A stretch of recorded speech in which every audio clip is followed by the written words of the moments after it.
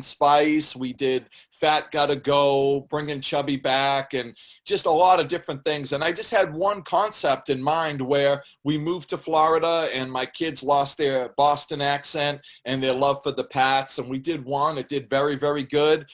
And that's when it was just YouTube, Manny. Just YouTube, bro. And those were the days where you had your YouTube video, you dropped it on Facebook, and boom, it just like blew up. But now, as you know, and I'm back to concentrating more on YouTube versus Facebook for various reasons. And I'm glad you're focused on doing the same, because you could easily make this a Facebook thing versus a YouTube thing. So I want to encourage you. It's at first, or just in general, a little tougher to get the numbers because you're going YouTube to Facebook. Facebook will give you that immediate affirmation fix where you're like, whoa, look at the numbers. And it's going to play with your heart and play with your head. But stick with YouTube, I'm telling you. Facebook, if you're listening to this, don't block me, please. But, and then concept after concept, idea after idea started to come into my head. But I'm still enjoying the Boston Dad thing. But I'll tell you, just this year, I had a conversation with my family recently. I got to remember what my roots are. Boston Dad is just a character amidst the gifts and talents in which I bestow as a writer or a director or actor. But it can't be my primary. So my primary is as a filmmaker, which is what you came to see with Hanzo, God bless him, which is the mob movie Boys that, to God be the glory, went on to win, 7 awards around the country. And that was my 100% focus, and that was it. Then I started to do commercials. Hans, God bless him, helped me work on a couple of them. Started one of them, right? Yes, absolutely. You know it, bro. And you're getting better looking with age, God bless you. So, and then I started to do a bunch of different stuff, but it becomes a little challenging because when you're multi-dimensional, you're doing a film, you're a pastor, you're doing Boston Dad, you're doing all this, you have to kind of come back and go, what is my focus? What do I want to do? What do I want to concentrate on? And that's where I'm at this year, is really trying to find a balance and go, okay, how many Boston Dads do I want to do? How often do I want to do them? I share sermons, and I just found a more unique way of doing so just recently, which I'll start doing in the next week. So you want to do that. You don't want to get away from that love.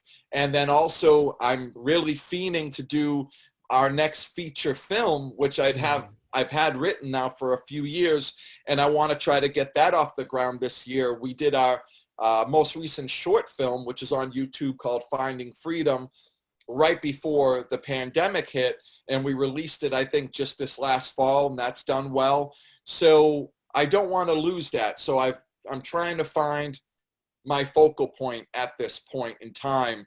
And I try to tell other artists and stuff like that, find what your true passion is and go for it, but do it because you love it, not because I want to be TikTok famous or YouTube famous or, and then don't get discouraged when you see other people getting to a certain level and you're not there yet. If anything, get encouraged to know that it's possible for you as well, So, yeah, I hope that answers your question.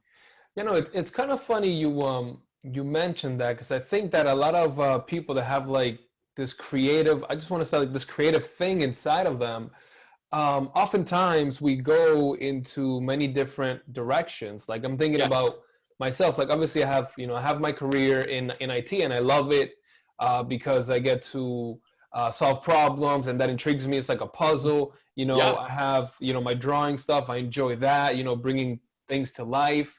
I have like the video stuff that I'm doing. So you always have all these directions, and most of the people that I meet that have that creative kind of itch tend to have all these different things that they're passionate about or interested in. And I'm curious, like, as you're contemplating all the different things that you're able to do, that you've been gifted, and I'm sure you have the talent to do them all, how do you, as you're processing, I mean, I'm sure you haven't, I think you mentioned that you're still in the process of thinking about which one you're going to try to focus on.